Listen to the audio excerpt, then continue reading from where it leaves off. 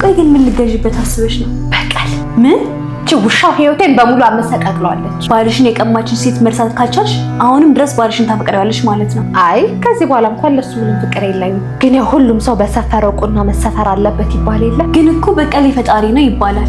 አይ እነሱ እንኳን እኔን የሚበቀላቸው እንደዛ እንደ ውሻ ከቤት አውጥተው እንዳልጣሉ ህይወታቸውን ገሃነም ካላደረኩት እኔ ማህሌት አይደለም። ልጁን እንደ እናት ሆነሽ በተንከባከብሽለት ከሰራተኛ ጋር ይማግዳል። እኔስ ታዲያ አንገበገበኝ ምን ሆነና? የራሴ ልጅ እንኳን እኮ በወልድ እንደሱ ልጅ የምወዳቱን ላይ መስለኝ። ከሱ ጋር የሆነች አንድ ሴት ልታገኝ ትችላለህ እና እሷን ይዘህልኝ ከመጣ በጣም አሪፍ ዳጎስ ያለ ነገር ሰጣለሁ።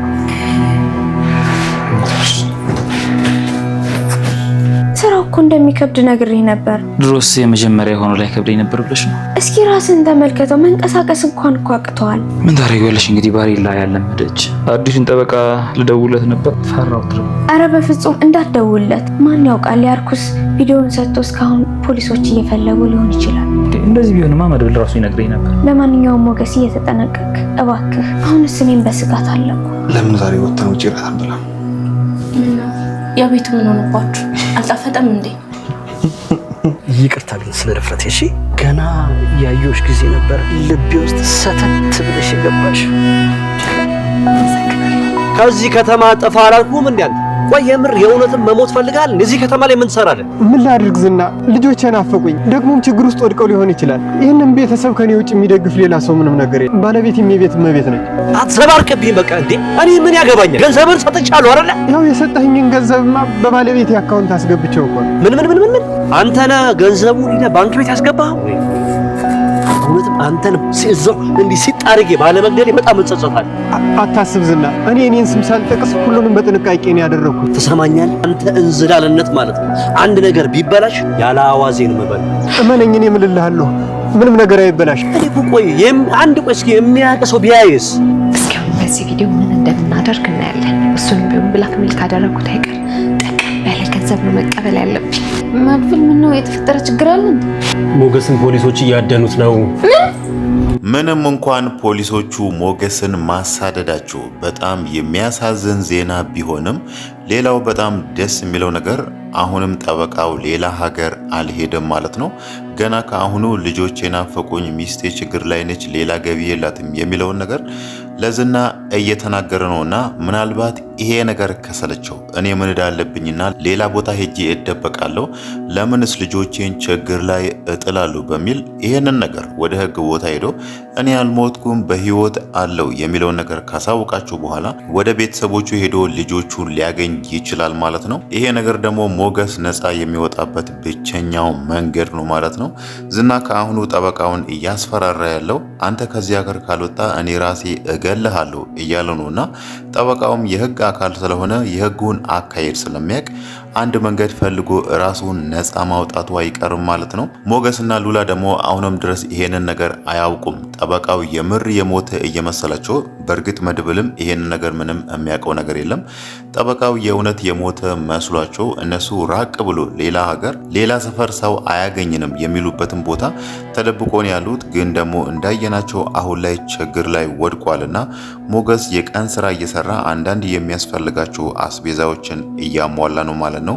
ይሄ ደግሞ በጣም የሚያሳዝን እዛ ጋር ዝና በሰራው ድራማ ነው። አሁንም በድጋሚ ችግር ላይ ወድቆ እንደዚህ ሞገስ የማያውቀውን ስራ የቀን ስራ እየሰራ ከሉላ ጋር ህይወታቸውን እየገፉ ያለው ማለት ነው። መድብልም ይሄ ነገር አስደንግጦታል። መርማሪው ፖሊስ እነሱን የሚያግዛቸው እሱንና ብሩክን የሚያግዛቸው መርማሪ ፖሊስ ደውሎለት ሞገስም ፖሊሶች እያሳደዱት ነው የሚለውን ነገር ሲነግረው መድብል ይሄ ነገር አስደንግጦታል፣ ተናዷል ማለት ነው። በእርግጥ ከዚህ በፊት ዝና ይሄን ነገር ያደርጋል ብሎ አልጠበቀም። እሱ ያኔ ዝና ደውሎለት ትህትና የት እንዳለች ካልተናገርኩ ወይ ደግሞ ትህትናን ይዛት ካልመጣህና ሞገስም እዛ ጋር ሉላን ካልሰጠኝ ይሄንን ቪዲዮ ለፖሊሶች ሰጥቼ ሞገስ እስር ቤት እንዲበሰብስ አደርጋለሁ ሲል ነበርና መድብል ደግሞ ዝና ይሄንን ነገር ማድረጉ አሳዝኖታል። እሱ ይሄንን ነገር አያደርግም ብሎ የጠበቀው ሞገስ እስር ቤት ከገባ ዝና የሚጠቀመውን ነገር የለም ብሎ ነው እዚህ ጋር በዚህ ቪዲዮ እያስፈራራ የሚፈልገውን ነገር ያስደርገናል ብሎ ነው የጠበቀው እንጂ እንደዚህ ይሄን ቪዲዮ ለህግ አካላት ይሰጣል ብሎ አይደለም ማለት ነው። ዝና ደግሞ ለራሳቸው ከነሱ ጋር የሚሰራ መርማሪ ፖሊስ ነበር ይሄንን ቪዲዮ የሰጠውና እዛ ጋር ሲለው የነበረው ከሁሉም ነገር በላይ በጣም የሚያስገርመው ሞገስን ከያዙት ሉላን ደግሞ ለሱ ይዞ እንዲመጣ ነው ለመርማሪ ፖሊስ የነገረው ማለት ነው። ሞገስ እስር ቤት ይገባል። ከዛን ዝና ደግሞ ሉላን ይወስዳታል። ከዚህም በፊት ለ10 ዓመት ሙሉ ሲያደርጋት እንደነበረው ሉላን ሚስቱ አድርጎ ከዚህም በኋላ ለዘላለም እቆያለሁ ብሎ ነው ያሰበው ማለት ነው። ይሄ ነገር ደግሞ የመሆን ቻንሱ በጣም ጠባብ ነው ማለት ነው። እውነት እንኳን እዛ ጋር ጠበቃው ሞቶ ሞገስ በትክክል በህግ ቁጥጥር ስር ቢውልና ተፈርዶበት እድሜ ልክ እስር ቤት ቢገባ ኖሮ ይሄ ነገር የማይሆን ነገር ነው ማለት ነው። ሉላ በጭራሽ ከዝና ጋር ከዚህም በኋላ የምትሆንበት ሁኔታ የለም ማለት ነው። ከዚህም በፊትም ከሱ ጋር ትሆን የነበረው አንቺ ከኔ ጋር ካልሆንሽና ከዚህ ቤት ወጥተሽ ከሄድሽ ሞገስን ፈልጌ እገለዋለሁ እያለ በዚህ ነገር እያስፈራራት ነበር ለ10 ዓመት ሙሉ አብራው የቆየች ማለት ነው። አሁን ደግሞ ሞገስ እስር ቤት ያለ ከሆነ የትም አግኝቶ ይገለዋል ብላ ስለማጠብቅ ከሱ ጋር አትሆንም ማለት ነው። ግን ደግሞ ዝና ይሄን ነገር አልገመተም። እሱ ነገሮችን ቀለል አድርጎ ሞገስን እስር ቤት አስገባሁት፣ ሉላን ደግሞ ወሰድኩ የሚለውን ነገር ነበር ያሰበው። ምናልባት ከዛም በኋላ ደግሞ ብሩክና መድብልም ምን ሊያደርጋቸው እንዳሰበ ባይታወቅም ግን ደግሞ ነገሮችን በዚህ ልክ አልጋ ባልጋ አድርጎ አስቀምጧቸዋል ማለት ነው።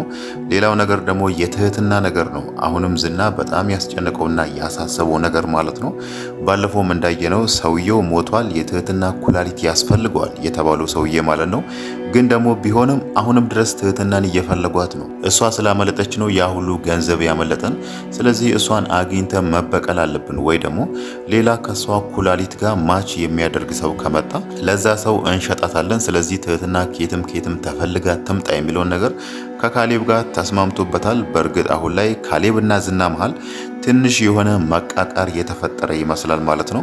ባለፈው ካሌብ ዝናን ሲለው የነበረው ሰውየው ሞቷል፣ በሰውዬ በኩል ወይ ደግሞ ሰውየው የትህትናን ኩላሊት ባገኝ እኔ ደግሞ አገኝ የነበረውን ገንዘብ አንተ ክፈለኝ ብሎ አስምሮበት ገንዘቡን ባይኖርህ ራሱ የምትኖርበትን ቤት ሽጠ ገንዘቡን ማምጣት አለብህ እያለ ይሄንን ነገር አስምሮበት ካሌብ ለዝና ነግሮት ነበር። ዝናም ደግሞ እንደ ከዚህ በፊቱ ካሌብን እየፈራ እየተንቀጠቀጠለት ሳይሆን ከጓደኛው ጋር ወይ ደግሞ አብሮ ከሚሰራው ልጅ ጋር ሲል የነበረው ካሌብ ከፈለገ ገደል ይግባ ከዚህም በኋላ እሱን አልፈራውም ሲል ነበርና ይሄ ደግሞ የሚያሳየው ወደፊት ሁለቱም ትልቅ ጸብ ውስጥ ወይ ደግሞ ሁለቱም በትልቁ ወይ ደግሞ የየራሳቸውን ወንጀል ወደ ህግ ቦታ ሄዶ ይሄ እንደዚህ ያድርጓል ይሄንን እንደዚህ ያድርጓል ብሎ ከዚህም በኋላ ምናልባት የራሳቸውን ወንጀል የራሳቸውን ክፋት ማሳጣትም ሊሆን ይችላል ማለት ነው።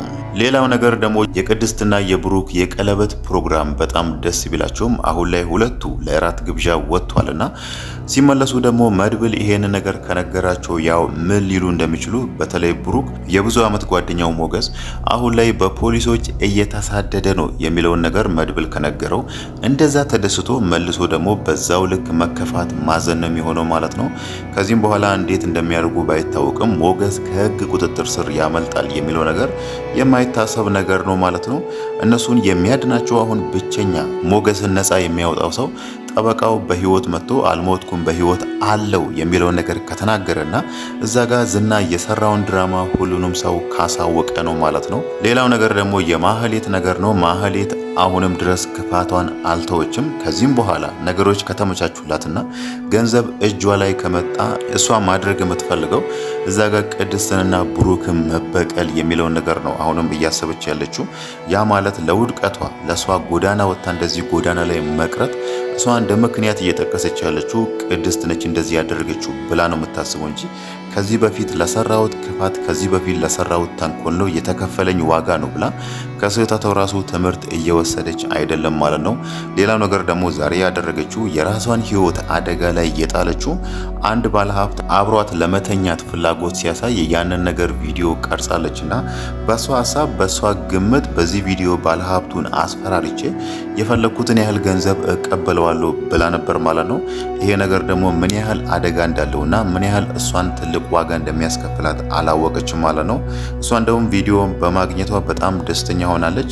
ትልቅ ብር እጠይቀዋለሁ የሚለውን ነገር ነው ያሰበችው ማለት ነው። ሰውየው ደግሞ ምን ያህል ክፉ ሰውና ምን ያህል ተንኮለኛ ሰው እንደሆነ እሷ አላወቀችም። ምናልባትም ከዚህም በኋላ ማህሌትን አሳዶ ወይ ደግሞ ማህሌትን ያስጠለልቻትን ልጅ ራሱ የሆነ ገንዘብ ይከፍላትና እሷን አሳልፈሽ ለኔ ስጪኝ ብሎ በዛ በኩል ማህሌትን ሊቀጣት ወይ ደግሞ ትልቅ ዋጋም ሊያስከፍላት ይችላል ማለት ነው። ማህሌት ያሰበችው ከሰውየው ደህና ብር ትቀበላለች። ከዛም በኋላ ደግሞ ወደ ብሩክና ወደ ቅድስት ሄዳ እኔ እንደዚህ ጎዳና እንድወድቅ ምክንያት የሆነችው ቅድስት ነች በሚለው እሷን ለመበቀል ነው ያሰበችው ማለት ነው። ግን ደግሞ እየመጣባት ያለውን አደጋ ራሱ ዞር ብላ አላየችም ማለት ነው። ምናልባትም እሷን ያስጠለለቻት ልጅ ራሱ ማህሌት ይሄን ነገር ከነገረቻት ከዛ ቤትም ልታባረራት ትችላለች ማለት ነው።